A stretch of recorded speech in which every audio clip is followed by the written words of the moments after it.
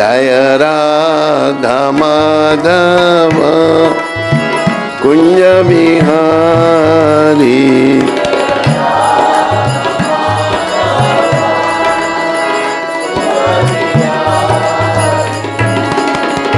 गोपी जन वल्लभ गिरिवरधारी।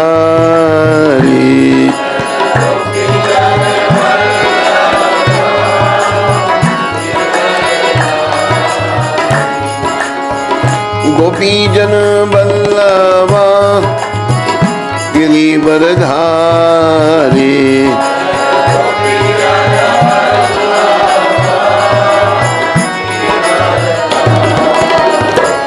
जय राधा माधव कुंज बिहारी।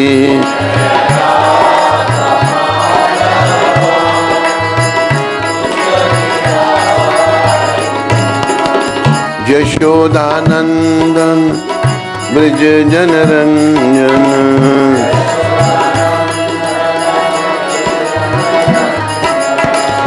यशोदानंदन ब्रज जनरंजन।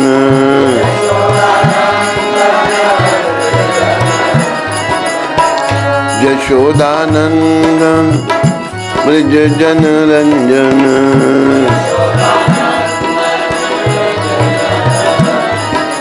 यशोदानंदन ब्रज जनरंजन।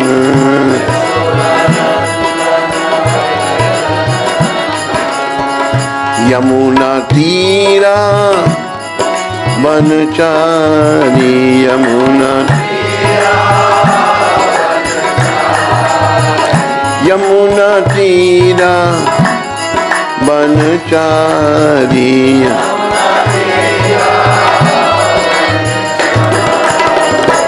जय राधा माधव कुंज बिहारी।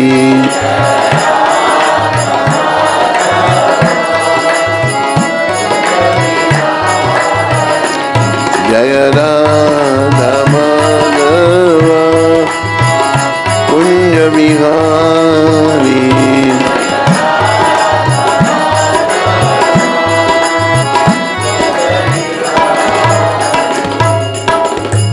जय ओम विष्णुपाद परमहंस परिव्राजकाचार्य अष्टोत्तर सचरी श्रृंखला भक्ति वेदांत गोस्वामी महाराज श्रील प्रभुपाद की जय।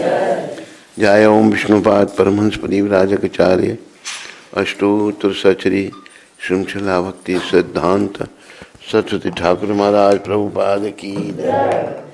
इस्कान बीवीटी संस्थापक आचार्य कृष्ण कृपा में श्रील प्रभुपाद की जय। अनंत कोटि वैष्णववृंद की जय। नामाचार्य श्री हरदास ठाकुर की जय। प्रेम से कहो श्री कृष्ण चैतन्य प्रभु नित्यानंद श्री अद्वैत गदाधर श्रीवासदि गौर भक्तवृंद की जय। श्री श्री गौर राधा कृष्ण भगवान की जय। श्री श्री सीताराम लक्ष्मण हनुमान की जय। श्री श्री नृसिंहदेव प्रहलाद महाराज की जय। तुलसी देवी भक्ति देवी की जय। सामवेद भक्त वृंद की जय। युग धर्म हरिनाम संकीर्तन की जय। संकीर्तन यज्ञ की जय। हमारे प्यारे गुरुदेव पूरी दुनिया में सनातन धर्म का प्रचार करने वाले अति दयालु परम कृपालु पतित पावन श्रील प्रभुपाद की जय। पतित पावन श्रील प्रभुपाद दिव्य पुस्तक वितरण की जय। बोलो वृंदावन धाम की जय। लक्ष्मी नारायण भगवान की जय। बोलो कृष्ण बलराम की जय। बोलो सीताराम लक्ष्मण हनुमान की जय। बोलो ललिता विशाखा राधे श्याम की जय। बोलो गौर निताय द्वैताचार्य गदाधर श्रीवास ठाकुर की जय। बोलो पंच तत्व की जय। निताय गौर प्रेमानंदी। निताय गौर प्रेमानंदी। सब भक्तों की जय जयकार। सब भक्तों की जय। गुरु और गौरांग की जय जयकार। नमो विष्णुपदाय कृष्णपदाय। आज 12 तारीख और रविवार। सर्वप्रथम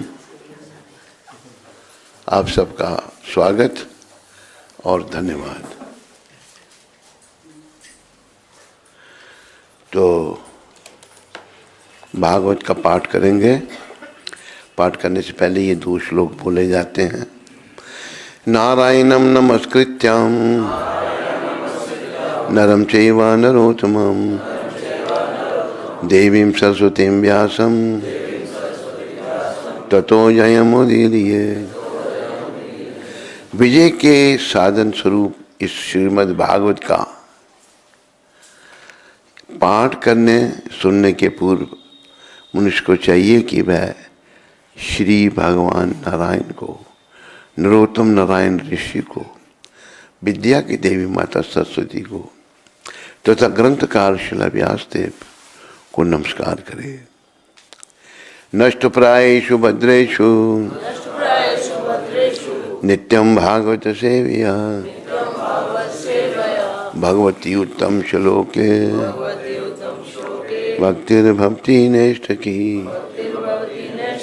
भागवत की कक्षाओं में नियमित उपस्थित रहने तथा शुद्ध भक्त की सेवा करने से हृदय के सारे दुख लगभग पूर्णता विनष्ट हो जाते हैं और उन पुण्य श्लोक भगवान में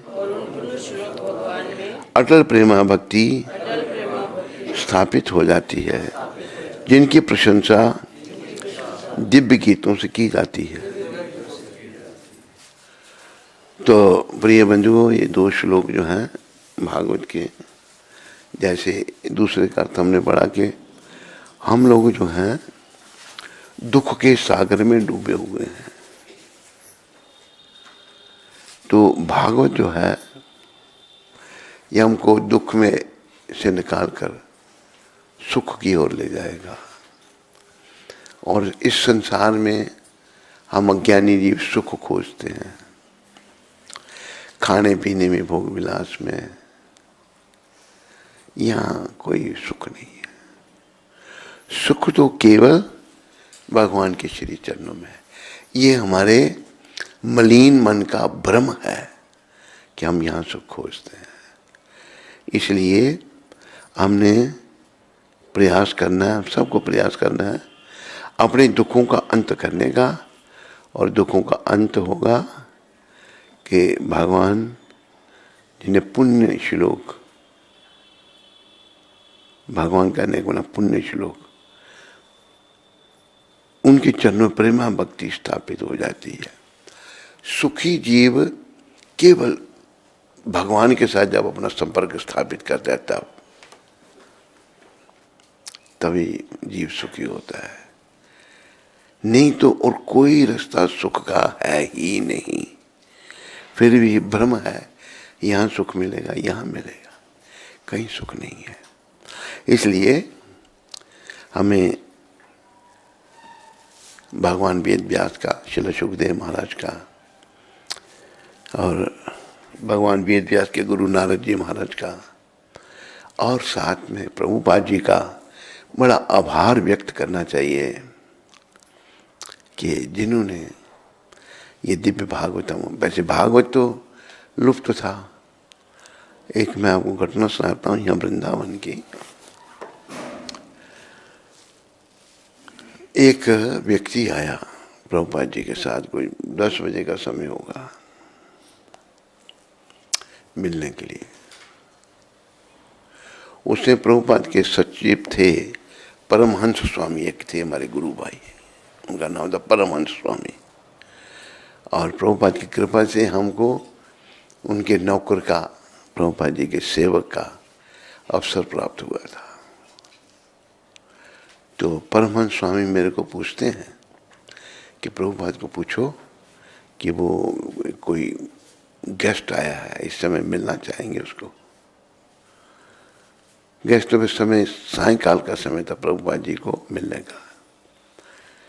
तो मैंने पूछा, प्रभुपाद जी बोला बुला लो उसको। 10 बजे का समय था। तो गेस्ट था, वो मोदी परिवार से था। जो मोदी, यहाँ पर मोदी नगर है ना, गाजियाबाद में, बड़ी रिच फैमिली है, उस परिवार से था।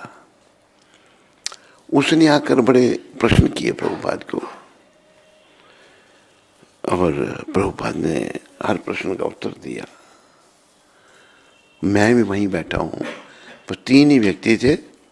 प्रभुपाद जी का सचिव बाहर था छोटे कमरे में, हम यहाँ जाए प्रभुपाद के कमरे तो सचिव का कमरा पहले कमरा है, फिर अंदर छोटा सा कमरा, फिर प्रभुपाद जी का कमरा। सच्ची बात है, तो मैं प्रभुपाद जी के चरणों में वहीं बैठा था, और वो गेस्ट भी है। उसने बड़े प्रश्न किए प्रभुपाद जी को, और प्रभुपाद जी ने हर प्रश्न का उत्तर दिया। प्रश्नों के बाद वो कहता है, स्वामी जी, मैंने एक भागवत की प्रति आपकी पढ़ी थी, तो मैं बहुत प्रभावित हुआ उससे, और फिर आपको मिलने आया, सोचना कि आप ही वो व्यक्ति हैं जिन्होंने, मैंने आपको बड़े प्रश्न किए, आपने मेरे हर प्रश्न का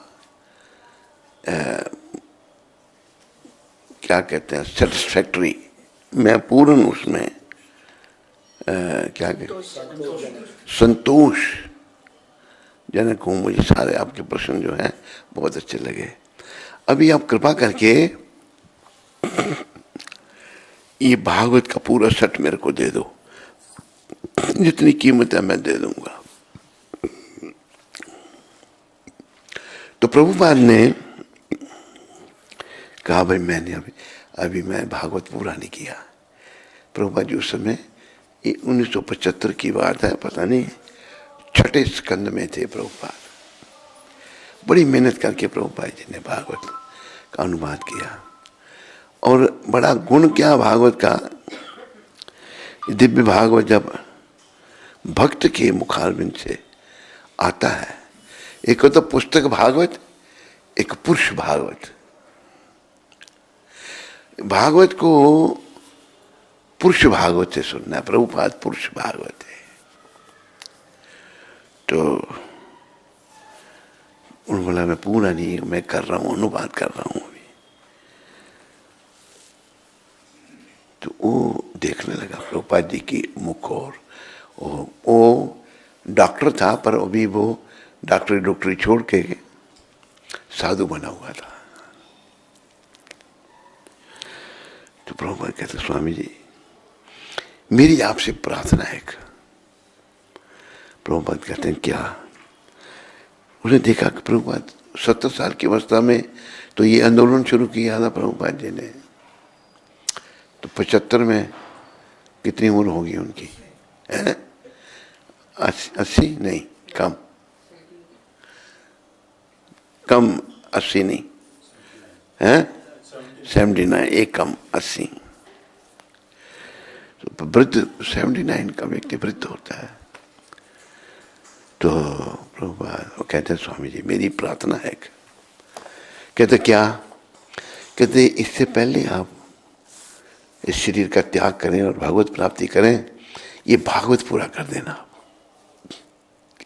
कितना उसका भाव जागृत होगा। प्रभुपाद जी के मुखार का बिंद का जो भागवत जो है उनका लिखा हुआ भाव है। प्रभुपाद जी देखो एक पुरुष भागवत कैसे होते हैं। प्रभुपाद उसको कहते हैं, आप आशीर्वाद दो मेरे को, मैं भागवत पूरा कर सकूं। कितनी विनम्रता प्रभुपाद ने। तो पुरुष भागवत से पुस्तक भागवत अगर सुनी जाएगी तो क्या होगा?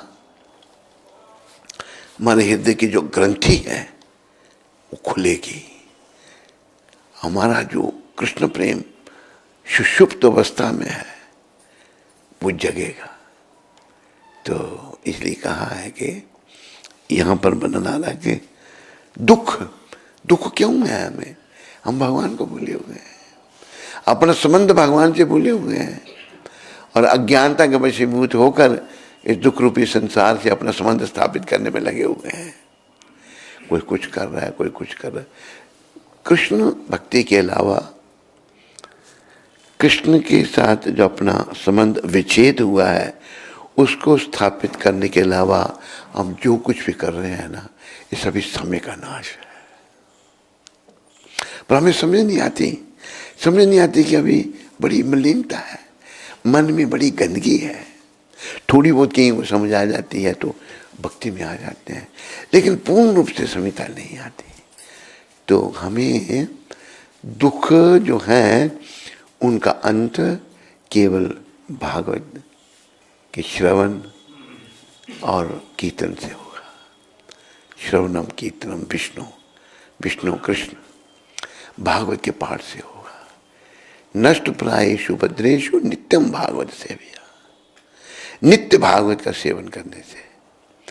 तो देखो, जैसे एक अच्छी आत्मा थी, तो जन्म अच्छे घर में हुआ, आत्मा थोड़ी सी बड़े हुए, वो बड़े होते घर छोड़ दिया। पूर्व जन्म के संस्कार कहाँ वन में चले गए। अरे वन में ना रहने का ठिकाना, भगवान के आश्रित। और वो आत्मा तपस्या करने लगी वहां पर। 12 वर्ष तक वन में तपस्या की।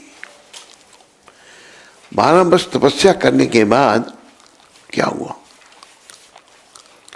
कि ऐसे मन में आया, चलो शहर से जाकर भिक्षा मांग के लाए। शहर में वो भिक्षा मांगने के लिए आए। भिक्षा मांगने के लिए जब आए तो एक घर में गए। बैठ जाओ, शांति से बातें नहीं करो।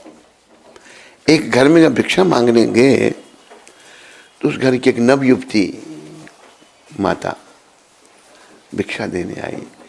वो बाल्यकाल से वन में गए थे, उन्हें स्त्री पुरुष का भेद ही पता नहीं था। उन्होंने जब उस माता का वक्ष देखा, बोले कि ये बीमार है, क्या बीमारी है इसको, क्या है? पूछे तेरे वक्ष पे क्या है ये? वो माता को थोड़ा सा संकोच हुआ, शर्म आई, तो जाके अपनी माँ को बताया, देखो बाबा आया हुआ है, वो मुझे ऐसा कह रहा है। वो माँ ही कहते, क्या पूछ रहे हो मेरी बेटी को आप? उन्होंने साधारण वही वैसे ही पूछ दिया। वो स्त्री बड़ी बुद्धिमान थी, वो समझ गई कि भाई इतने दिव्य संत हैं, स्त्री पुरुष का ज्ञान ही नहीं है। तो वो कहते हैं कि महाराज, ये मेरी बेटी है और इसका हम विवाह करेंगे, इसके घर में संतान होगी, और जो संतान जन्म लेंगे उसके लिए भगवान ने ये स्तन दूध का प्रबंध किया है। महात्मा जी सोच में पड़ गए कि जी इसका विवाह हुआ नहीं, संतान हुई नहीं, वो जो भविष्य में संतान जन्म लेगी उसके लिए पहले ही प्रबंध कर दिया भगवान ने। मतलब एक समझने की बात। जब तो भिक्षा ली, वापस नहीं कहते मुझे नहीं चाहिए, वन को वापस चले गए। तो भगवान जो है, उनके चरण में भरोसा होना जो है ना, उन पर निर्भर होना जो है, ये जीवन का लक्ष्य है और कुछ नहीं। और बाकी लक्ष्य सब मेरे मलिन मन की उपज है। मन जब तक मलिन है, इसने बहुत कुछ सोच रखा है। ये मन की मलिनता, बस इसमें लगे रहो, ये दूर करनी है। चुटकी बजाने से दूर नहीं हो जाएगी, ये लगे रहने से दूर होगी। भगवान की निष्काम सेवा करने से दूर होगी। आज देखो, भारत ये कृष्ण भगवान का, राम भगवान का देश है। यहाँ मंदिर हैं, बहुत मंदिर हैं, लेकिन मंदिरों में लोग जाते ही नहीं। कारण क्या है उसका? उसका कारण ये है कि जो मंदिर के पुजारी हैं, उनकी भगवान में श्रद्धा ही नहीं है। वो बस इसलिए बैठे, अपना पेट पालने के लिए कोई आएगा, भगवान के आगे चढ़ाएगा, मैं बस परिवार का पालन करूंगा। भगवान के चरणों में श्रद्धा नहीं, इसलिए मंदिरों में कोई जाता नहीं। और देखो, प्रभुपाद जी के मंदिर, ये मंदिर प्रभुपाद जी का स्थापित किया हुआ, आज कितनी दुनिया आती है। कोई दिन हम अभी कितने महीने हो गए हमको यहाँ पर, किसी दिन ये मंदिर खाली नहीं, दुनिया आ रही है। ये एक शुद्ध भक्त का प्रभाव है। तो हमें भगवान के चरणों में जीवन काल में भरोसा पैदा करना है। हम ये सोचते हैं कि मेरा पेट कैसे पलेगा। पेट, प्रभुपाद उदाहरण देते हैं, जंगलों में हाथी हैं। प्रभुपाद ने करोड़ों शब्द कहा है, बड़े हाथी हैं जंगलों में। अफ्रीका में रहने का मुझे भी मौका मिला। हम जब बाई रोड जा रहे थे तो झुंड जा रहा है हाथियों का, बड़ा झुंड, कितने हाथी जा रहे हैं, सड़कों क्रॉस कर रहे हैं। तो लिखा था कि हाथी को छेड़ो मत, गाड़ी खड़ी करके प्रतीक्षा करो, जब वो चले जाएं फिर गाड़ी लेके जाओ। झुंड को झुंड हाथी। अभी हाथी कितना खाता है? 1 मन हाथी रोज खाता है, मन से भी ज्यादा खाता है। कोई हाथी भूखा नहीं रहता। लेकिन हम लोगों का विश्वास नहीं है भगवान के चरणों में। हम लोगों का विश्वास समाप्त हो गया है, मन मलिन हो गया है। लेकिन देखो प्रभुपाद जी की कृपा से, सुखदेव महाराज की कृपा से, भगवान वेद व्यास की कृपा से, नारद जी महाराज की कृपा से, जब भी हमें समझ आती है तो हमें बड़ा बल देना चाहिए इस बात पर कि मैंने अपना जीवन सफल करना है। भाई जीवन की सफलता जो मेरा मन सोच रहा है इसमें सफलता नहीं है। बस सुबह उठे, कुछ काम काज किया, रात को सोए, इंद्रियों का तर्पण किया, इसी में लगे, इसी में जीवन बीत जाता है। उर्दू के एक शायर ने कहा है, मेरे पीछे बोलो, सुबह होती है शाम होती है, उम्र यूं ही तमाम होती है। सुबह शाम में उम्र बीत जाती है और हम मृत्यु के निकट आ जाते हैं। इसलिए जब भी जागे तो लग जाए इसमें। लगना यही है कि बस हे प्रभु, हे कृष्ण, मेरे पर कृपा करो। हम अपना भक्ति साम्र सिंधु में वर्णन आया, पद्म पुराण का, उसमें है एक भक्त क्या सोचता है, भक्त सोचता है प्रभु मैं सारे जीवों से बड़ा पतित हूं, मेरे जैसा कोई, मेरे से बढ़कर कोई पतित नहीं। और जब मैं आपके पास प्रार्थना करने आता हूं तो मुझे बड़ी शर्म आती है, लज्जा आती है कि मैंने कितने घृणित काम किए हैं।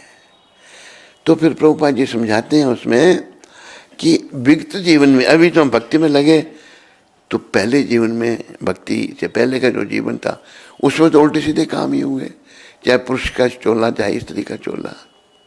बहुत सारी हमको बुरी आदतें पड़ गई, बुराइयां बन गई। तो प्रभुपाद ये कह रहे हैं उसमें कि जब हम अपने दोष स्वीकार करते हैं भगवान से कि मैं, अभी देखो कि हमारे आचार्य भक्ति विनोद, वो एक भजन में क्या कह रहे हैं, वो कह रहे हैं कि तीसरा पाठ निकालना वो गोपीनाथ वाला। गोपीनाथ माम निवेदेन शूनु, गोपीनाथ माम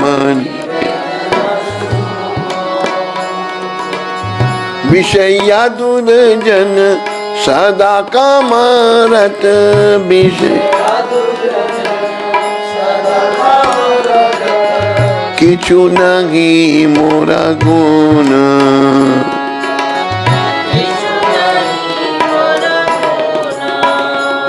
ए गोपीनाथ,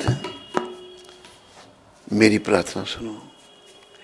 एक उच्च कोटि का वैष्णव कह रहे हैं क्या, विषय या दुर्जन, मेरा मन विषय विकारों में लगा हुआ है और मैं दुर्जन हूं, सज्जन नहीं हूं। सदा विषय या दुर्जन सदा कामरथ, सदा से मैं काम विकारों से भरा पड़ा हूं, किछु नहीं मेरा गुण। एक शुद्ध भक्त ऐसा सोच रहे, तीसरे नंबर की निकाल, तीसरा, दूसरा मैंने तीसरा कहा। तो हमें, तो फिर प्रभुपाद बता रहे हैं नेक्टर ऑफ डिवोशन में, जब भक्त अपने दोषों को स्वीकार करता है भगवान के सामने तो भगवान बड़े दयालु हैं, वो उसको क्षमा करते हैं। पर हमारा अहंकार ही नहीं जाता, मरते दम तक अहंकार इतना बना रहता है, वो छूटता ही नहीं। प्रार्थना क्या करनी भगवान के चरणों में? कैसे हमारा कल्याण होगा जब हम बुराइयों से भरे रहेंगे?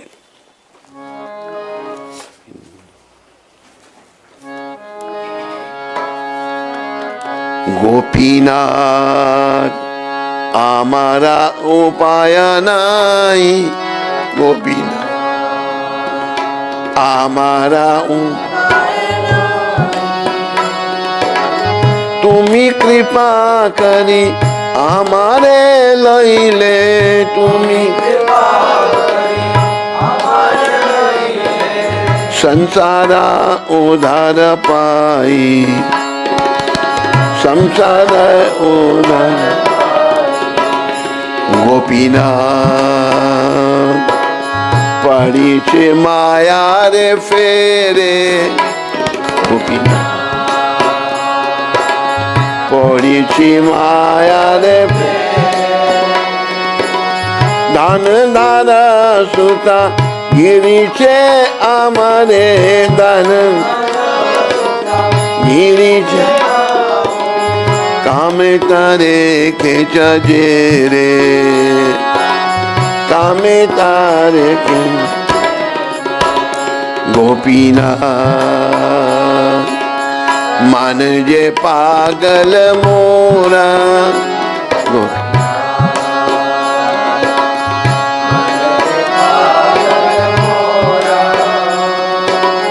ना माने शासन सदा अचेतन, नाम विषया रोए छे घोरा, विषया रोए छे। गोपीनाथ आरजा मानी छे आमी, गोपीनाथ आरजे मानी छाया। अनेका जतन होइलो विफल, अनेका एकान भरोसा तू, एक गोपीनाथ केम न होई बेगती, गोपीनाथ केम न प्रबल इंद्रिया वशीभूत मन,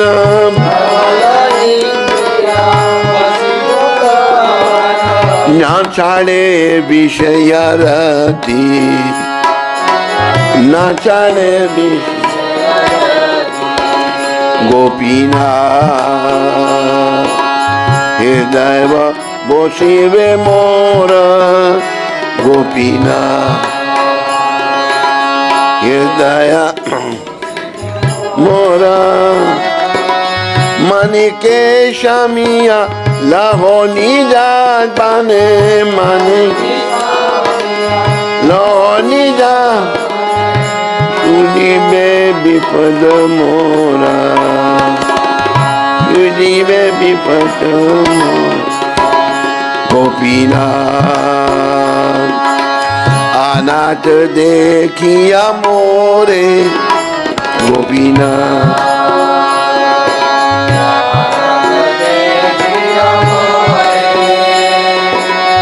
तुम्ही ऋषिकेश,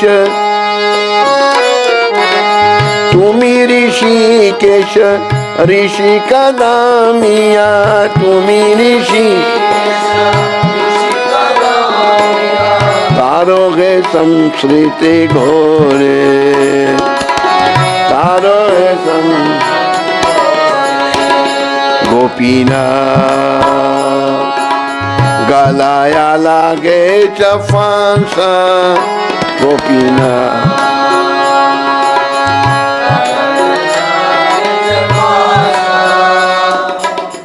कृपा असी धरी, कृपा असी धरी बंधन छे दिया, कृपा बंधन विनोद करोगे दास।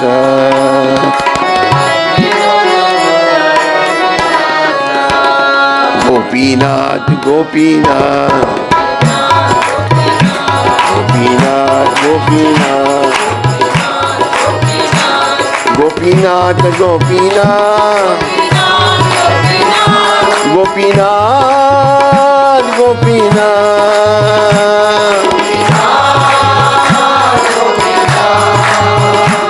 गोपीनाथ गोपीनाथ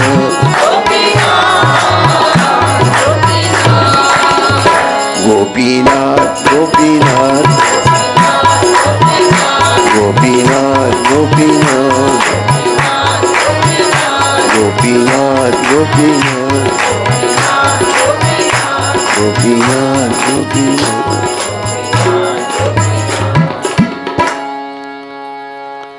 मेरे प्यारे हरिभक्तों माताओं, हमारे मन मलिन होने के कारण बहुत सारी दोष हम में आ चुके हैं, बहुत सारे दोष। तो एक भगवान के शुद्ध भक्त, ये भजन अभी ये तीसरा पाठ रह जाता है। हे गोपीनाथ, मेरे पास सफलता का कोई उपाय नहीं है। ये क्या पूर्ण समर्पण भगवान के चरणों में। हम सोचते हैं मैं ये करूंगा, मैं वो करूंगा। शुद्ध भक्त कह रहे हैं मेरे पास कोई सफलता का उपाय नहीं है। ये पूर्ण समर्पण है भगवान के चरणों में। किंतु तुम कृपा करके यदि मुझे ग्रहण कर लो तो मेरा इस संसार से उद्धार हो सकता है। एक बड़े विचारने की बात है। भगवान हमको ग्रहण कर ले, स्वीकार कर ले, वो करेंगे। प्रभुपाद जी ने समझाया, पर हम समर्पण तो करें। समर्पण हमारा है हमारे मलिन मन के प्रति और हमारी मलिन बुद्धि के प्रति समर्पण है। मन के दूषित काम होने से बुद्धि भी मलिन हो चुकी है। भगवान के प्रति समर्पण में लगे रहना है। तो भक्ति विनोद ठाकुर कहते हैं कि मेरा तो कोई उपाय है नहीं, पर अगर आप मुझे स्वीकार कर लो तो मेरा उद्धार हो सकता है, मैं संसार सागर से पार हो सकता हूँ। इसीलिए मनुष्य शरीर हमको भगवान ने दिया है अपने से मिलने के लिए। लेकिन हम समय सारा नष्ट कर देते हैं। जब समय बीत जाता है फिर हम पछताते हैं, पर गया समय वापस नहीं आता। आगे कह रहे हैं, हे गोपीनाथ, मैं माया के फेर में पड़ गया हूँ। ये हम सबकी गति माया जो नहीं है वो माया। क्या है माया? धन, स्त्री तथा संतान ने मुझे घेर लिया है। धन, स्त्री और संतान, इनसे हम घेरे गए हैं और काम ने मुझे जर्जरित कर दिया है। काम विकार को भक्ति विनोद ठाकुर कह रहे हैं, जर्जरित हो गए हम इस काम के द्वारा। जैसे देखो काम कितना प्रबल है।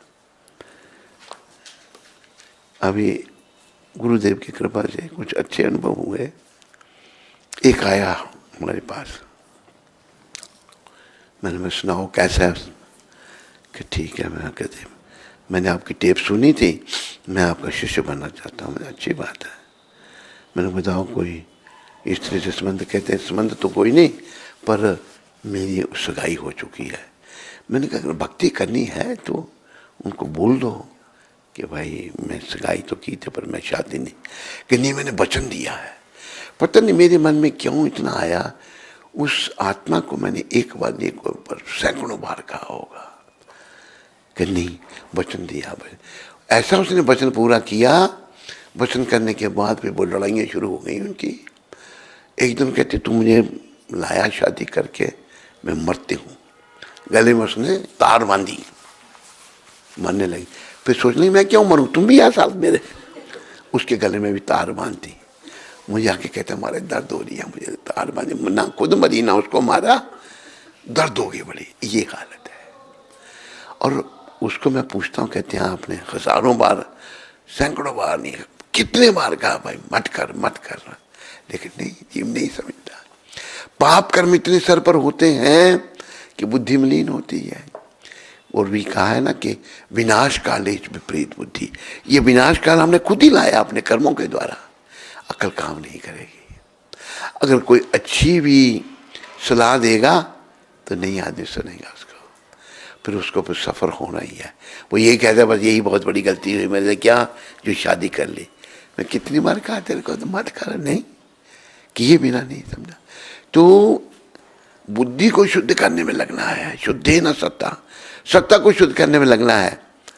और ये भक्ति पथ जो प्रभुपाद जी ने दिया है बड़ी कृपा करके, भगवान की निष्काम भक्ति, इसके अलावा हमारा जो है मार्ग ठीक नहीं हो सकता। भक्ति से ही शुद्धि होगी,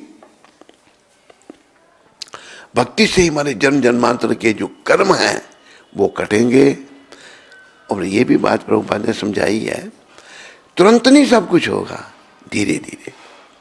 प्रभुपाद कहते थे इट्स ग्रेजुअल प्रोसेस, पर ग्रेजुअल प्रोसेस को हम अडॉप्ट ही नहीं करते।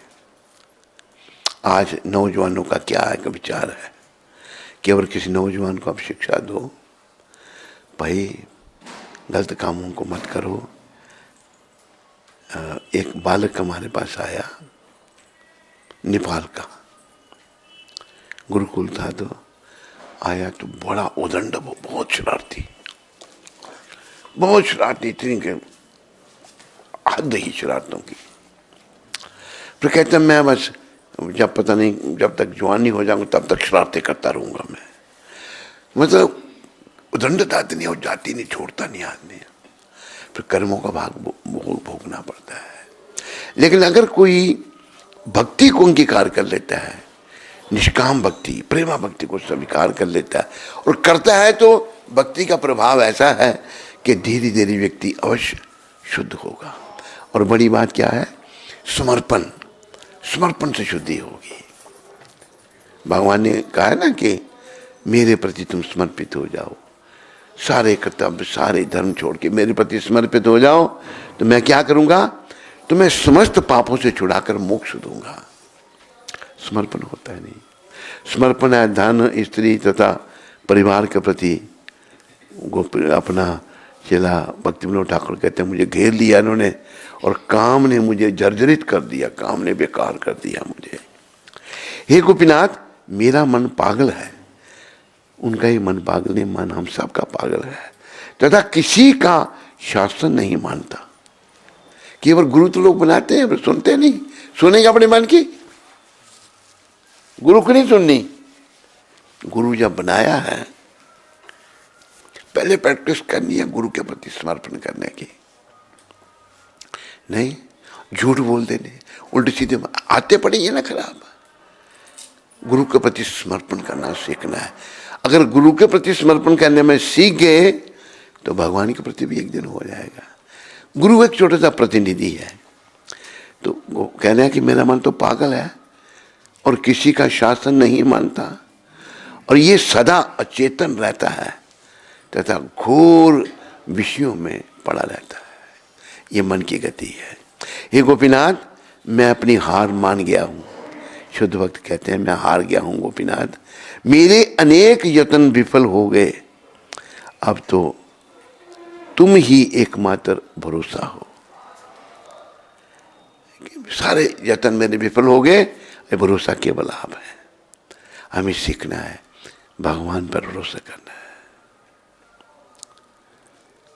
जैसे भजन दूसरा है, और नहीं है भरोसा जरा जिंदगी का, मजा लूट बंदे प्रभु बंदगी का। जिंदगी का कोई भरोसा नहीं है। फिर कहते हैं गोपीनाथ मैं प्रगति कैसे करूं जबकि मेरा मन प्रबल इंद्रियों के वशीभूत है। इंद्रियां इतनी प्रबल हैं कि कैसे मैं प्रगति करूं, प्रगति नहीं हो रही। ये इंद्रियों के वशीभूत होने से प्रगति नहीं होगी। एक बड़ा विचारने के शब्द हैं। प्रगति को देखो अपनी को, क्या मेरी मृत्यु पथ पर तो प्रगति हो रही है। कल के दिन हमारे जीवन से चला गया, मर गया, मैं एक दिन और मृत्यु के निकट आ गया, पर देखना क्या मैं भक्ति पथ में प्रगति कर रहा हूं या नहीं कर रहा हूं। जबकि मेरा मन प्रबल इंद्रियों के वशीभूत है तथा संसारिक विषयों के प्रति आसक्ति नहीं छोड़ता। संसारिक विषयों के प्रति आसक्ति नहीं छोड़ती। शुद्ध भक्ति के माध्यम से सीखना हम नहीं है। हे गोपीनाथ, मेरे हृदय स्थल में बैठकर मेरे मन का शमन करके मुझे अपने निकट ले चलो। मेरे भगवान तो मेरे हृदय स्थल में बैठा, मेरे हृदय में बैठे हैं भगवान, दिखाई नहीं दे रहे। बैठकर मेरे मन का शमन, मेरे मन को कंट्रोल में करो, करके मुझे अपने निकट ले चलो। पूर्ण समर्पण है इस भजन में। इस प्रकार इस जगत की घोर विपदाओं का अंत हो जाएगा। बहुत विपदाएं हैं जगत में, घोर विपदाएं, इतने कष्ट हैं। प्रभुपाद कहते थे कि हम मूर्ख लोग उसका अनुमान भी नहीं लगा सकते। बड़ी विपदाएं हैं, बड़े कष्ट हैं। हे गोपीनाथ, तुम इंद्रियों का दमन करो तथा मुझे इस घोर भौतिक अस्तित्व से तार दो। आप मेरी इंद्रियों का दमन करो गोपीनाथ, और भौतिक जो अस्तित्व है इससे मेरा उद्धार कर दो। हे गोपीनाथ, भौतिकता की फांस मेरे गले के इर्द गिर्द जम गई है। फांस अपनी कृपा की तलवार लेकर तथा इस बंधन को काट कर आप इस भक्ति विनोद को अपना विनम्र दास बना लीजिए। ये उद्देश्य है। आप कृपा करके जो फांस है, अपनी कृपा की तलवार लेकर इस बंधन को काट कर आप इस भक्ति विनोद को अपना विनम्र दास, हमने विनम्र दास वाला, विनम्रता नहीं है, अहंकार कूट कूट कर भरा हुआ है हम लोगों में। विनम्र दास जब बन जाएंगे फिर प्रगति होना शुरू हो जाएगी। बोलो भक्ति विनोद ठाकुर जी महाराज की। तो हमें कष्टों का अंत जो है वो होगा जब भगवान के चरणों में हमारा अटल प्रेम भक्ति स्थापित हो जाएगी, तो भी कष्टों का अंत होगा, और कोई रास्ता नहीं है। जिनकी प्रशंसा दिव्य गीतों से की जाती है, भगवान की प्रशंसा जो है दिव्य गीतों से की जाती है। भगवान जो हम भजन गाते हैं भगवान की प्रसन्नता के लिए ही गाते हैं, और जो शुद्ध भक्तों के द्वारा भजन गाए जाते हैं उनका ज़्यादा प्रभाव है। तो अब सब उच्चारण करो। ओम नमो भगवते वासुदेवाय। ओम नमो भगवते वासुदेवाय। ओम नमो भगवते वासुदेवाय। ये श्लोक जो है चल रहा है। विजय के साधन स्वरूप इस श्रीमद् भागवत का पाठ करने सुनने के पूर्व मनुष्य को भगवान श्री नारायण को, नरोत्तम नर नारायण ऋषि को, विद्या की देवी माता सरस्वती को तथा ग्रंथकार श्रील व्यासदेव को नमस्कार करना चाहिए, जहाँ से तात्पर्य हमने छोड़ा था। जो भी इस प्रकार के निवारक उपाय अपनाना चाहता है उसे वेदों तथा पुराणों जैसे साहित्य का आश्रय लेना होगा।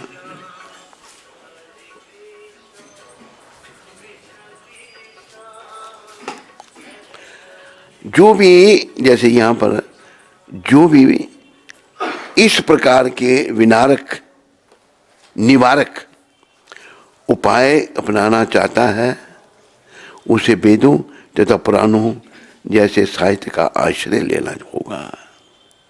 अल्पज्ञानी मनुष्य का कहना है कि पुराणों का वेदों से किसी प्रकार का संबंध नहीं है। अभी देखो आर्य समाजी लोग कहते हैं, अल्पज्ञानी प्रभुपाद उनको कह रहे हैं, आर्य समाजी वेदों में मानते हैं, पुराणों में नहीं मानते। तो प्रभुपाद ने कहा कि जिन्होंने वेद लिखे हैं उन्होंने ही पुराण लिखे हैं। वेदों की रचना भी भगवान वेद व्यास ने की और पुराणों की रचना भी भगवान वेद व्यास ने की। लेकिन वेदों को मानेंगे, पुराणों को नहीं मानते। तो ये भी अल्पज्ञानी जो लोग हैं, ऐसी भी हालत होगी लोगों की। अल्पज्ञानी मनुष्यों का कहना है कि पुराणों का वेदों से कोई किसी प्रकार का संबंध नहीं है, किंतु ये पुराण विभिन्न प्रकार के मनुष्यों के लिए वेदों की पूरक व्याख्याएं हैं। अलग अलग प्रकार ये प्रभुपाद लिख रहे हैं, किंतु ये पुराण विभिन्न प्रकार के मनुष्यों के लिए, कई प्रकार के लोग हैं। तमोगुणी लोग हैं, रजोगुणी लोग हैं, सतोगुणी लोग हैं। उद्देश्य है शुद्ध सतोगुण में आना। तो ऐसा कहा है 6 पुराण जो है ना तमोगुणियों के लिए है, 6 पुराण रजोगुणियों के लिए और 6 पुराण सतोगुणी, 18 पुराण है सतोगुणी के लिए। भागवत महापुराण जो है शुद्ध सतोगुणियों के लिए है। एक सतोगुण है, एक शुद्ध सतोगुण है। ये भागवत पुराण शुद्ध सतोगुणी लोगों के लिए है। और शुद्ध सतोगुण में अभी मान लो कोई आदमी सतोगुणी बन जाता है, सतोगुणी बनने से भगवान नहीं मिलेंगे। भागवत में, भगवत गीता में भगवान बताते हैं ऊर्ध्व गच्छन्ति सत्वस्था मध्ये तिष्ठन्ति राजसा जगन्य गुणवृत्तस्तु अधो गच्छन्ति तामसा। ऊपर के लोग यानी कि स्वर्ग लोक में ऊर्ध्व गच्छन्ति सत्वस्था, जो सतोगुण में है वो स्वर्ग लोक में जाते हैं। मध्य तिष्ठन्ति राजसा, इसी संसार में वो लोग रहते हैं जो रजोगुणी हैं। मध्य तिष्ठन्ति राजसा जगन्य गुणवृत्तस्तु अधो गच्छन्ति तामसा। जो अधोगति, जो लोग तामसी लोग हैं, मांसाहार मदिरा पान व्यभिचार, वो अधोगति को प्राप्त होते हैं, घोर नरकों में जाते हैं। तो सतोगुण जो है स्वर्ग तक ले जाएगा, लेकिन शुद्ध सतोगुण वैकुंठ ले जाएगा। और प्रभुपाद ने कृपा करके वैकुंठ की सूचना, इंफॉर्मेशन हमको दी है। अभी वैकुंठ जाने के लिए हम सबको लगना चाहिए। और एक बात ये भी याद रखो, बंधन इतने हैं, चक्कर इतने हैं, वो छूटते नहीं, पर कुछ पाने के लिए कुछ छोड़ना पड़ेगा, कुछ पाने के लिए कुछ खोना पड़ेगा। और वैसे भी एक दिन हम सब कुछ खो देंगे। जैसे एक व्यक्ति को प्रभुपाद के पास हम लाए, प्रभुपाद ने कहा भाई एक दिन तो तुम्हें सब कुछ छोड़ना पड़ेगा ना। कहते हाँ, फिर भगवान के लिए छोड़ दो, वो छोड़ने की पूर्णता हो जाएगी। छोड़ना हम सबको पड़ेगा, छोड़ना भी नहीं पड़ेगा, हमसे सब कुछ छुड़ा लिया जाएगा, जबरदस्ती होगी है? लेकिन हम भगवान के लिए नहीं छोड़ेंगे। प्रभुपाद जी कह रहे हैं कि भगवान के लिए छोड़ दो, छोड़ना तो पड़ेगा। अगर भगवान के लिए छोड़ोगे तो ये छोड़ने की पूर्णता हो जाएगी। वो यहाँ पर समझाया गया है कि पुराणों की इस प्रकार से विभक्त किया गया है, किसी भी श्रेणी के मनुष्य उनसे लाभ उठा सकते हैं, किसी भी श्रेणी का। और धीरे धीरे अपनी खोई हुई स्थिति को पुनः प्राप्त करके कठोर जीवन संघर्ष से बाहर निकल सकते हैं। ये बड़े विचारने के शब्द हैं। क्या? धीरे धीरे प्रभुपाद कहते हैं अपनी खोई हुई स्थिति को। हमने क्या खोया है? हम भगवान के थे, भगवान के भक्त थे। जब हमने भगवान से अलग होकर सुख भोगना चाहा तो वो सब छूट गया हमसे, हमारा पतन हो गया यहाँ पर। तो अपनी खोई हुई परिस्थिति प्राप्त होगी करके कठोर जीवन संघर्ष से बाहर निकल सकते हैं। भगवत भक्ति के लिए बड़ा कठोर यहाँ संघर्ष है जीवन का, बहुत कठोर। संसार में जो लगे हैं बड़ा कठोर संघर्ष कर रहे हैं। श्रील सूत गोस्वामी पुराणों के पाठ की विधि प्रदर्शित करते हैं। जो मनुष्य वैदिक साहित्य तथा पुराणों के उपदेशक बनना चाहते हैं वे इस विधि का पालन कर सकते हैं। श्रीमद् भागवतम निष्कलंक पुराण है और यह विशेषकर उनके लिए है जो स्थायी रूप से भवबंधन से छूटने की इच्छुक है। तो भागवत जो है ये निष्कलंक पुराण है, जैसे प्रभुपाद ने बताया। और जो लोग भाव बंधन से छूटना, देखो याद रखो, ये पहले एक हमारे पास एक वैद्य आए थे, उनको एक व्यक्ति ले आया, लाने वाला पता नहीं आया, मंदिर में जो था वहाँ वो बैठा।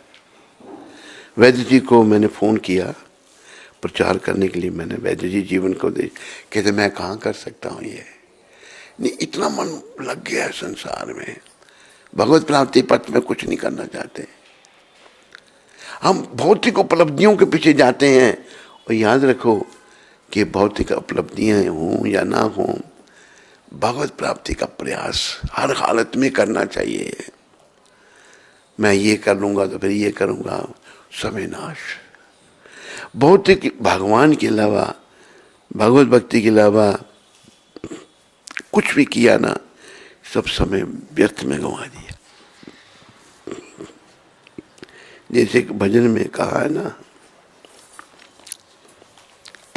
कहा है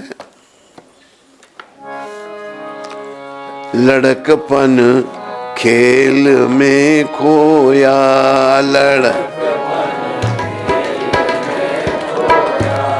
जवानी नींद भर सोया,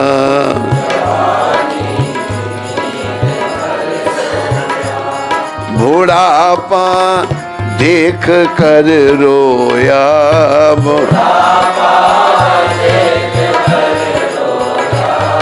प्रभु अब आसरा तेरा,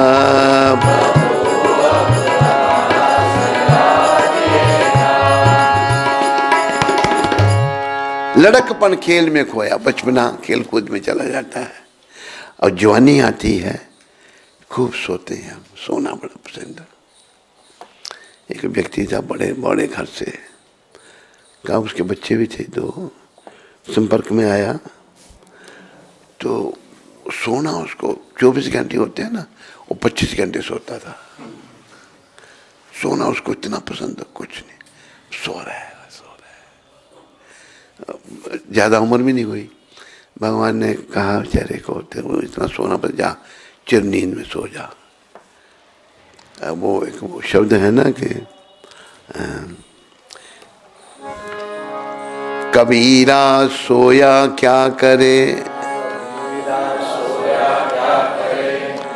जागो जपो मुरार, जागो। एक दिन ऐसा सोवना, एक लंबे पांव पसार। ये प्राणी, तुम्हें सोना बड़ा अच्छा लगता है, अभी तुम जागो और भजन करो। मुरार श्री कृष्ण भगवान का, जिन्होंने मुरा नाम के राक्षस को मारा था। जागो जपो मुरार, जाके भगवान का भजन करो। क्यों? एक दिन ऐसा सोवना, लंबे पांव पसार। एक दिन लंबे पांव पसार के जब सो जाएंगे, ना उठ सकते हैं हम, ना कोई उठाएगा हमको। चिर निद्रा में मृत्यु, मरे हुए में और सोए में कोई अंतर है?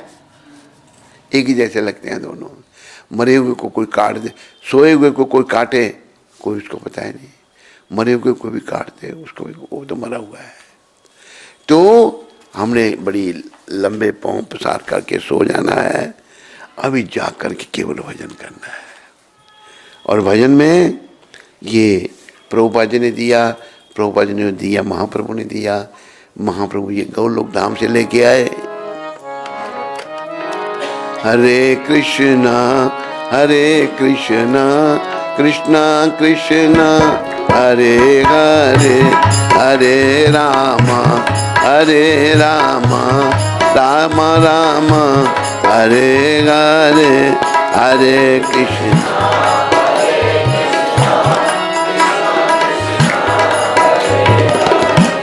हरे राम।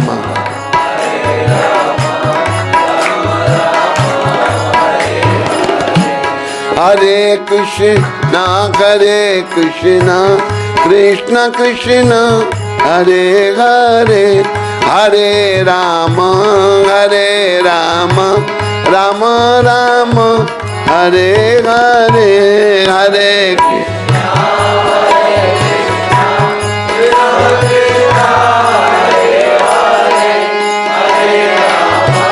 हरे राम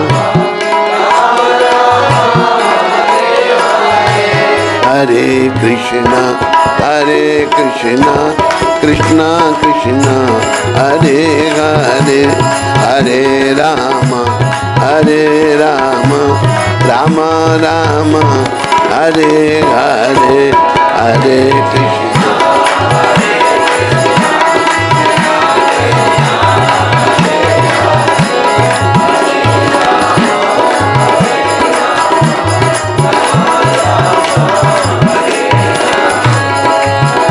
कृष्णा हरे कृष्ण कृष्ण कृष्ण हरे हरे, हरे राम राम राम हरे हरे।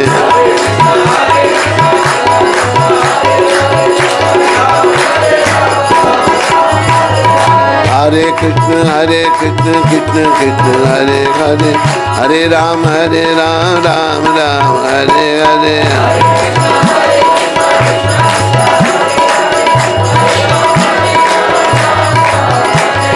हरे कृष्ण कृष्ण कृष्ण हरे हरे, हरे राम राम राम हरे हरे।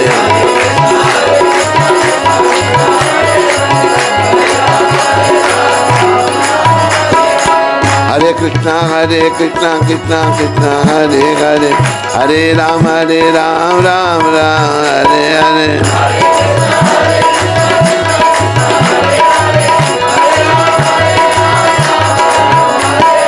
हरे कृष्ण कृष्ण कृष्ण हरे हरे, हरे राम राम राम हरे हरे।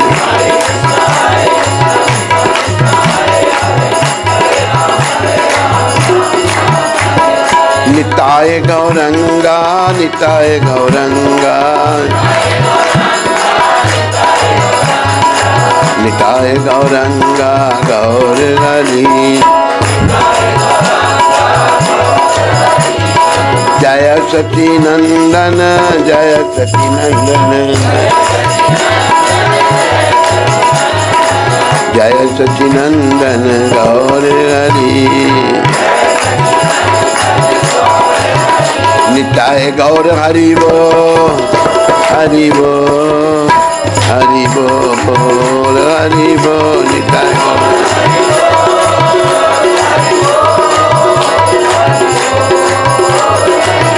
जय जय प्रभुपाद प्रभुपाद प्रभुपाद प्रभुपाद।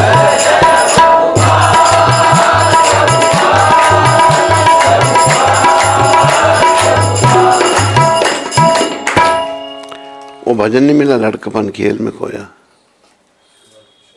है।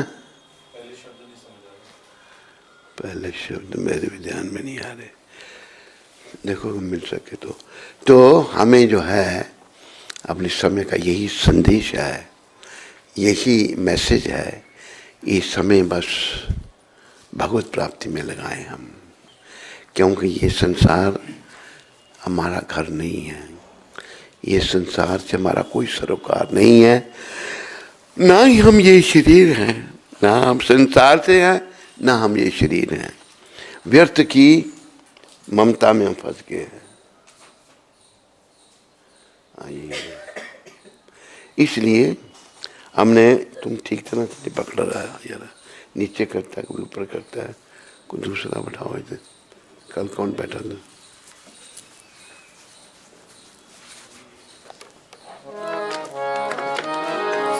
ये भजन भी बड़ा अच्छा भजन है। भरोसा कर ले भगवन का, तुझे धोखा नहीं होगा। भरोसा कर ले भगवन का, तुझे धोखा नहीं होगा। ये भजन हम सबके लिए है, हम सबका भरोसा हमारे मन पर है। तकरीबन सबका भरोसा अपने मन पर है। तो लेखक कहते हैं तो भगवान पर भरोसा कर भाई, तेरे साथ धोखा नहीं होगा। मन पर तुम अगर भरोसा करेगा तो धोखा ही धोखा है। भरोसा कर ले भगवान का, तुझे धोखा नहीं होगा।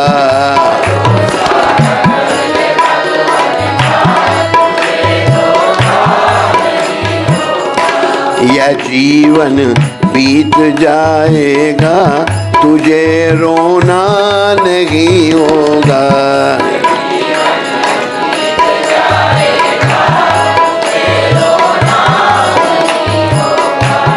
कभी सुख है कभी दुख है, कभी सुख है कभी दुख है। ये जीवन धूप की छाया, न कर अभी मान तू बंदे, न कर अभी। ये पल दो पल की माया है, भरोसा कर ले भगवान का, तुझे धोखा नहीं होगा।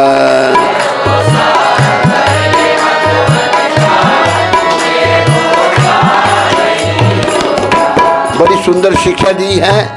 जो सुख आए तो हंस देना, जो सुख आए तो हंस लेना, जो दुख आए तो सह लेना, जो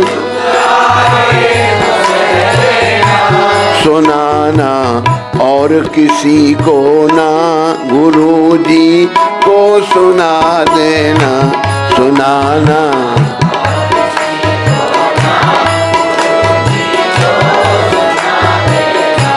भरोसा कर ले भगवान का, तुझे धोखा नहीं होगा।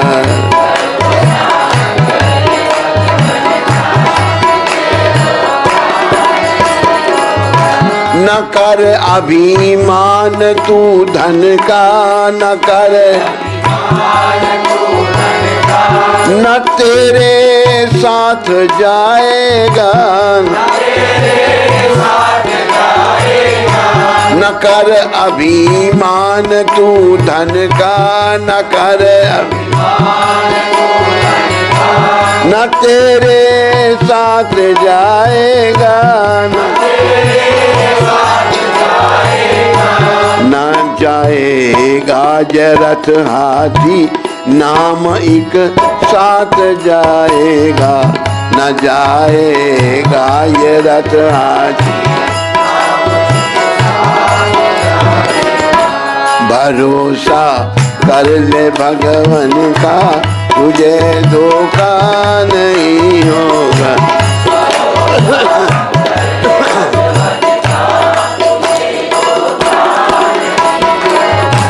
लड़कपन खेल में खोया, जवानी नींद भर सोया,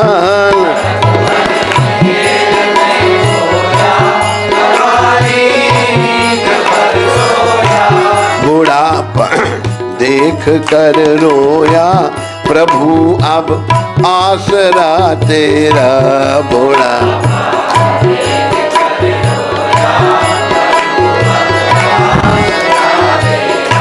भरोसा कर ले भगवान का, तुझे धोखा नहीं होगा।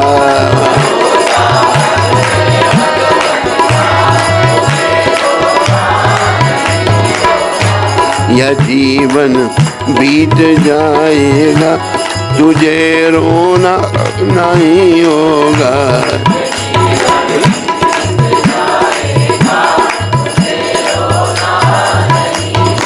देखो, हमारा भरोसा मन पर है तो धोखा होगा। ये जीवन बीत जाएगा, तुझे रोना नहीं होगा। भगवान पर भरोसा होगा तो रोना नहीं पड़ेगा, मन पर भरोसा होगा तो भाई रोना ही रोना है, दुख ही दुख है। जीवन की हाल क्या है, कभी सुख है कभी दुख है। ये सुख दुख सब टेम्परेरी है। यह जीवन धूप की छाया है। जीवन ऐसे कहीं धूप है कहीं छाया। न कर अभिमान तू बंदे, यह पल दो पल की माया है। थोड़े समय के लिए सब कुछ टेम्परेरी है। इसलिए भरोसा कर ले भगवान का। तो फिर सुंदर शिक्षा, जो सुख आए तो हंस दे लेना, जो दुख आए तो सह लेना। बड़े दुखी अगर हो गए, सुनाना और किसी को ना, गुरु जी को सुना देना, भरोसा कर ले भगवान का। फिर शिक्षा दी है, न कर अभिमान तू धन का, न तेरे साथ जाएगा। अगर पैसा है ना, पैसे का अहंकार हो जाता है।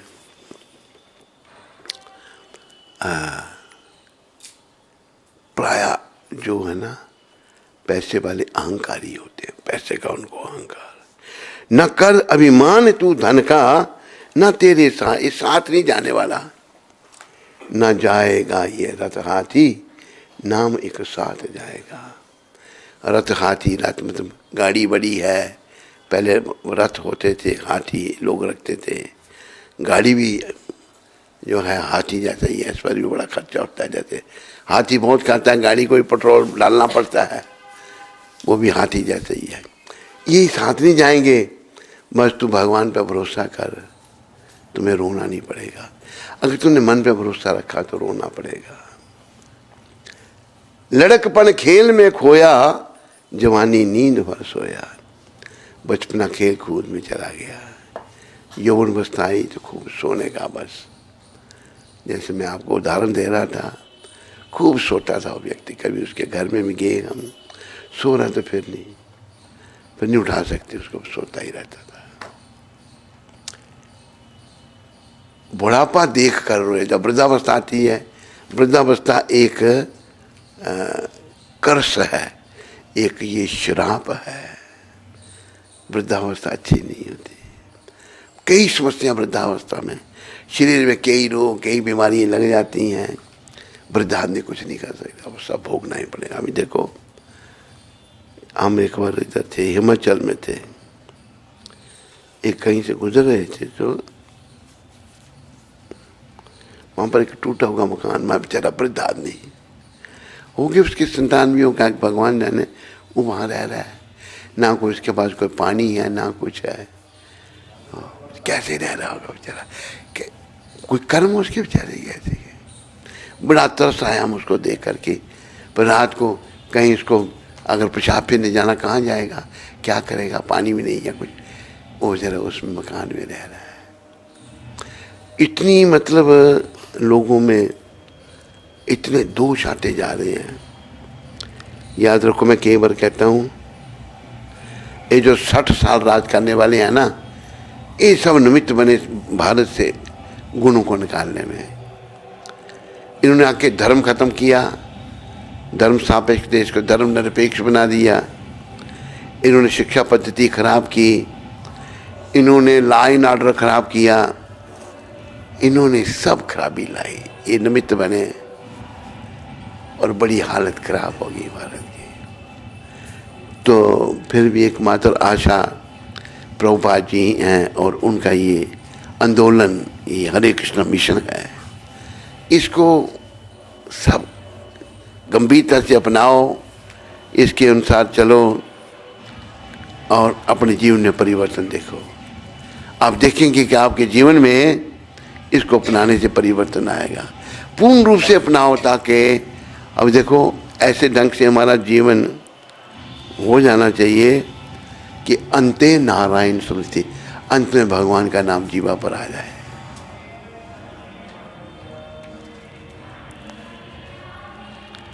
अंत में जीवा पर नाम तभी आएगा जब जीवन काल में हमें पूर्ण अभ्यास होगा। अगर जीवन काल में अभ्यास नहीं होगा तो अंत में भगवान का नाम जीवा पर नहीं आ सकते। तो जीवन काल में ऐसा जीवन ढल जाए हमारा कि हम कृष्ण के लिए, बाकी कुछ भी हमने किया, हमारे मन में अगर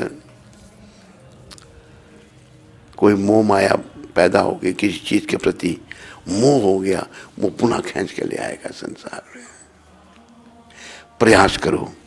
और देखो, जब हम प्रयास करते हैं तो भगवान के शुद्ध भक्त प्रभुपाद जी जैसे संत, उनका भी आशीर्वाद मिलता है और भगवान भी कृपा करते हैं। इन्हीं शब्दों के साथ आप सबका धन्यवाद। और अभी हम प्रभुपाद जी का शिक्षामृत पढ़ेंगे। आज है 12 तारीख, रविवार। प्रभुपाद जी ने कहा है वृंदावन में ही 12 मार्च 1974 को ये कहा था, केवल वस्त्र बदलने से हमारे अंदर सुधार नहीं आता। ये बात प्रभुपाद कृपाचार्य की ये बात कहते हैं। मान लो मैंने ये वस्त्र पहन लिए सन्यासी के, अगर हृदय में गंदगी बनी रही तो फिर कैसे परिवर्तन होगा। केवल वस्त्र बदलने से हमारे अंदर सुधार नहीं आता। जब तक कि हम भक्ति के नियमों को गंभीरता से ना लें, भक्ति के सारे नियम बड़ी गंभीरता से उनको लेना हमने, किंतु कलयुग में वे सोचते हैं क्योंकि मैंने अपने वस्त्र बदल लिए हैं इसलिए मैं बड़ा सन्यासी बन गया हूं। देखा तुमने, क्योंकि मुझे जनेऊ मिल गया है, मैं अब ब्राह्मण बन गया हूं। नहीं, नियमित प्रशिक्षण की आवश्यकता है। ब्राह्मण बन गया, मुझे एक बात याद आई। एक भक्त उसको दीक्षा, ब्राह्मण दीक्षा दी, तो ब्राह्मण दीक्षा मायापुर की बात है ये। तो मैं कमरे में हूँ, तो मेरे कमरे के बाहर वो भक्त बैठा और भी कुछ बातें कर रहा है। वो कहता है उनको कि मैं ब्राह्मण हूँ। उसको अहंकार आ गया इस बात का कि मैं ब्राह्मण हूँ, तो अहंकार आ जाता है। परिवर्तन, ब्राह्मण का मतलब है कि इंद्रियों का पूर्ण रूप से उसने शमो दमा तपा शौचम शांतिरार्जमम एवचा ज्ञानम विज्ञानम आस्तिक्यम ब्रह्म कर्म स्वभावजम। इंद्रियों का कंट्रोल, इंद्रियों का दमन, पूर्ण रूप से भगवान पर निर्भरता। ब्राह्मण जो है विनम्र है, भगवान पर निर्भर है। सद्गुण जब आएंगे तभी तो भगवान के पास जाएंगे। खाली जनेऊ पहनने से या ब्राह्मण दीक्षा लेने से या वस्त्र बदलने से नहीं होता कुछ भी। हृदय का परिवर्तन करना बड़ा आवश्यक है। ये प्रभुपाद कह रहे हैं आज की शिक्षा में। बोलो पतित पावन शिला प्रभुपाद की जय। और दिव्य शिक्षा प्रभुपाद कृपा से वृंदावन में ही पढ़ी जा रही है। और वृंदावन में ही 1974 में प्रभुपाद जी ने ये कहा था, हरे कृष्णा हरे कृष्णा कृष्णा कृष्णा हरे हरे हरे राम राम राम हरे हरे। नोनी महाजन लुधियाना से। क्या नाम उनका? नोनी महाजन। नोनी है। हरे कृष्ण गुरु महाराज जी, आपके चरणों में कोटि कोटि प्रणाम। गुरु महाराज जी, अगर एक सीनियर डिवोटी 3-4 भक्तों में से एक को छोड़कर सबको फेवर करे और उस एक व्यक्ति को फेवर ना करे भक्ति में, तो क्या करना चाहिए? नाम जपना चाहिए। कीर्तन करो, नहीं कर रहा वो तो क्या कर सकते हैं, उस बेचारे की कमी। नाम जपो। नाम जप से भी सब्र, अब वो आपको सब्र भी आएगा, सहनशीलता भी आएगी। नाम जप से ही सारे दोष दूर होंगे। मोहनी महाजन जी। पायल सचदेवा माता अमृतसर से। हरे कृष्ण गुरु जी, आपके चरणों में मेरा कोटि कोटि प्रणाम। गुरु जी, मैं प्रतिदिन मंगल आरती जाती हूँ और 16 माला जपती हूँ, लेकिन मेरे जप करते हुए भी ध्यान बार बार श्री भागवतम जी की तरफ जाता है। मेरा बस सारा दिन भागवतम जी को पढ़ने का मन करता है। क्या अगर किसी दिन थोड़ी माला का जप कम हो जाए और श्री भागवतम जी ही पढ़ूं, क्या मैं भूल कर रही हूँ? वैसे भागवत पढ़ना तो बहुत अच्छा है, पर जप करना भी बहुत ज़रूरी है। भागवत में ही कहा है ना कि सुखदेव कह रहे हैं परीक्षित जी को, कलो दोषे निधि राजन अस्ति ही एक महान गुना कीर्तनादेव कृष्ण से मुक्त संगा परम ब्रजेत। हे राजन, कलयुग दोषों से भरा पड़ा है, इसमें गुण यही है कि केवल कृष्ण कीर्तन करने से, ये महामंत्र जपने से, हरे कृष्ण कृष्ण कृष्ण हरे राम राम राम, इसको जपने से जीव की परम गति होती है। जप करना भी जरूरी है, जप जरूर करो। तुषार अमृतसर से, श्रील गुरुदेव जी के चरणों में कोटि कोटि प्रणाम। गुरुदेव, कभी कभी ऐसी सिचुएशन जैसे फाइनेंशियल, इमोशनल या सोशल इम्बैलेंस क्रिएट हो जाते हैं लाइफ में कि समझ नहीं आता क्या किया जाए, तो क्या उस सिचुएशन में भी भगवान से हेल्प नहीं मांगनी चाहिए? देखो, ऐसा है, कोई जो ऐसी सिचुएशन क्रिएट हुई वो सब हमारे कर्म हैं, और भगवान से मांगने की बात ऐसे है, ये भी प्रभुपाद जी ने समझाया है। जैसे एक बच्चे को उसके पिता भी स्कूल में दाखिल कराने ले जा रहे हैं, तो दाखिल कराने से पहले वो किताबों की दुकान में ले जाते हैं बच्चे को, वहाँ से कुछ कॉपी पेंसिल जो भी लेना है। बच्चा बहुत कुछ देखता, कहता मुझे ये चाहिए, मुझे ये चाहिए, मुझे, उसको सारी दुकान चाहिए। तो बाप सारी दुकान लेके दे देगा उसको? कि चुप कर, मुझे पता तुम्हें क्या चाहिए। जो उसकी ज़रूरत होगी वो भगवान लेके देगा। तो हमें भगवान से मांगने की ज़रूरत नहीं। इसका मतलब यह है कि हम भगवान से अपने आप को बुद्धिमान समझने हैं, भगवान को पता नहीं, उन्हें सब पता है, उनसे कुछ नहीं छुपा। जो शुद्ध भक्त कभी नहीं मांगते उनसे। अभी देखो, जैसे एक कथा पर सुनानी पड़ेगी, बीच में आ रही है, रांका और बांका की कथा। रांका और बांका जो थे, महाराष्ट्र में ये दो आत्माएं हुई, पति पत्नी, शुद्ध भक्त भगवान के। कैसे जीवन चलता था इनका? जंगल से लकड़ियाँ चुन के लाते, उनको बेचते थे, बेच करके जो पैसे आए भगवान का भोग राग होता, अपना जीवन, बड़ा गरीबी से जीवन चलता था। एक दिन नारद जी ने उनको देख लिया, भाई देखो इतने भक्त हैं, इनको कुछ दिया नहीं भगवान ने। नारद जी भगवान के पास चले गए, कहा प्रभु ये क्या आपकी लीला है? गरीबों, दुनिया भर के बाकी लोगों को आप देते हैं, जो भक्त नहीं है दुनिया भर का देते हैं, लेकिन अपने भक्तों को कुछ देते नहीं आप। कहा नारद ऐसा है, मैं भक्तों को तो देता हूँ, लेते नहीं है। नारद जी को शंका रही, चलो मैं तुम्हारी शंका का समाधान करता हूँ। देव ऋषि नारद भगवान श्री कृष्ण आ गए पृथ्वी लोक पर, जिधर से रांका और बांका आ रहे थे। रांका जी आगे आगे और उनकी पत्नी बांका पीछे पीछे, साथ साथ नहीं चल रही थी। लोक लाज, हम लोग आजकल बेशर्मी इतनी फैला दी इन्होंने 60 साल राज करने वालों में। पहले माताओं को भी शर्म थी, लज्जा आती थी, माताएं बेशर्म हो रही हैं, बेशर्मी के प्रदर्शन हो रहे हैं। ये सब नरक के द्वार हैं, साथ साथ नहीं चल रहे। बांका माता पीछे हैं, घूंघट निकाला हुआ है, और पति आगे आगे चल रहे हैं। तो भगवान ने सोने की मोहरें रख दी आगे। नारद देखो मैं दे रहा हूं उनको। जब रांका जी आ गए थे तो उन्होंने देखा सोने की मोहरें पड़ी हैं, तो सोचने लगे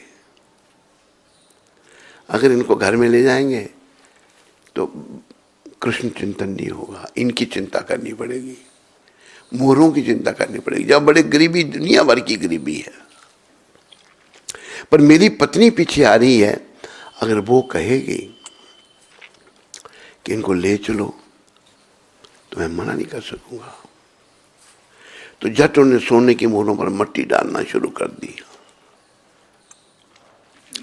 लेकिन बांका माता ने, भक्त माता ने देख लिया।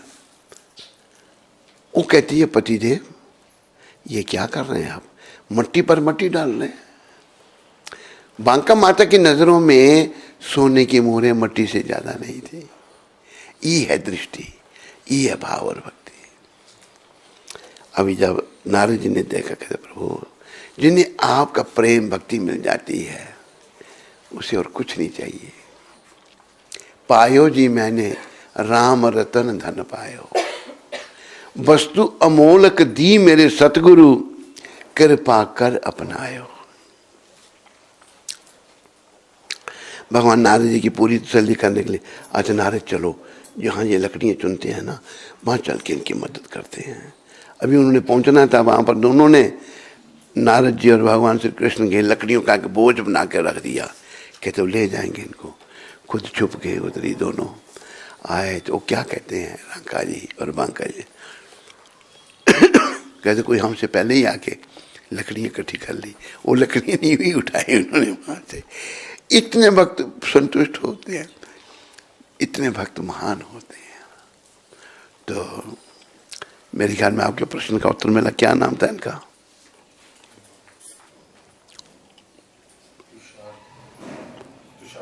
तुषार, अमृतसर से। तुषार जी समझाइए आपको नहीं, भक्ति में आगे बढ़ो, बस प्रयास करो, सारी समस्याओं का समाधान इसी में है। ऋषि मुनि प्रभु प्रयागराज से। हरे कृष्ण गुरु महाराज जी के श्री चरणों में दास अनुदास का दंडवत प्रणाम। गुरु महाराज जी, मेरे स्वप्न में आपके दर्शन निरंतर हो रहे हैं। परसों भी आप सपन में दिखे, बहुत प्यार से मुझे बात करी। आज भी सवेरे सपने में आए, आप किसी गार्डन में मूड़े पर बैठे थे, आपके हाथ में एक वॉकिंग स्टिक थी। मैंने आपको साष्टांग प्रणाम किया। आपने बहुत प्यार से उस स्टिक से हल्के से मेरी पीठ पर मारा। मैंने जब आपको देखा तो आप जोर से हंस रहे थे। मैंने आपको कहा कि महाराज जी एक बार और मारो। आपने हंस के अपने पास बिठाया और मेरे सर पर हाथ फेरा और कहा कि आज के लिए एक ही काफ़ी है।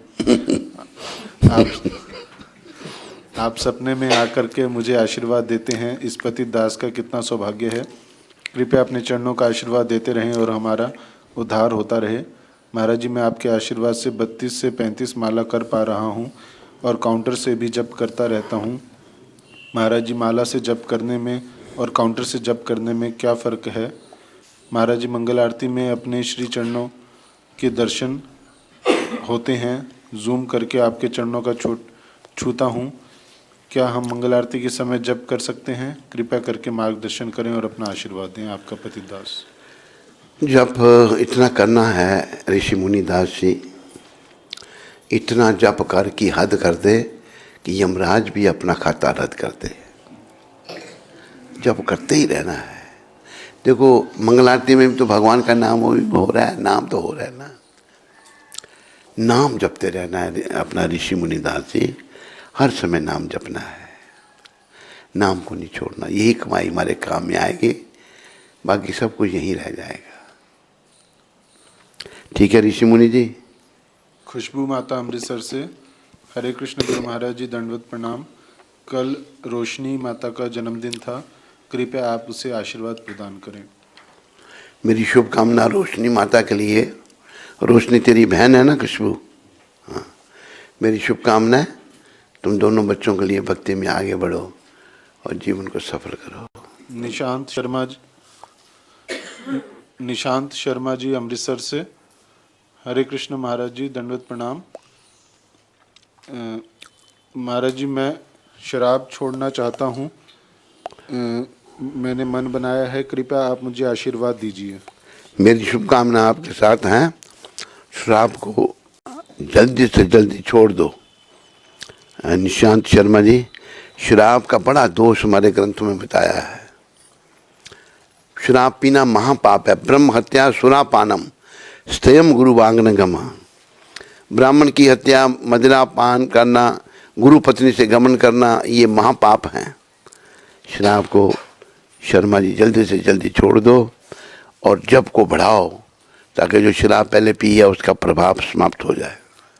ऋषभ महाजन जी अमृतसर से। हरे कृष्ण गुरु महाराज जी, दंडवत प्रणाम। गुरु महाराज जी, कई बार हमें उन चीज़ों की सज़ा भी सहनी पड़ती है या दोष सहने पड़ते हैं जो हमने किए भी नहीं हो। ऐसा क्यों होता है? पता नहीं क्या दोष है, क्या बात है, वो हमें पूरी पता लगे तो फिर कुछ बताने का प्रयास किया जाए। आपको ब्रॉडकास्टिंग हो रही होगी जी। अच्छा। शिवांगी सेनापति माता रांची से।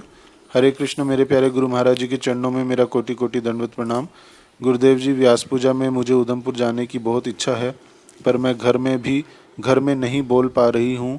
डर लग रहा है, अगर मना कर दें। गुरुदेव कृपा कीजिए कि मेरे पिताजी मान जाएं और मैं उधमपुर आ सकूं। और आपके दिव्य दर्शन पा सकूं। आपकी सबसे पतित बेटी। मेरी शुभकामनाएं बिटिया तुम्हारे लिए। प्रयास करो, मान जाएगा तुम्हारे पिता तो बस। हरे कृष्णा। उठा दो। आज शाम को 5 बजे मंदिर में महाराज जी का प्रवचन होगा बलराम हॉल में प्रभुपाद लीलामृत के ऊपर, तो कृपया सब आइएगा और लाइव भी रहेगा। हरे कृष्ण।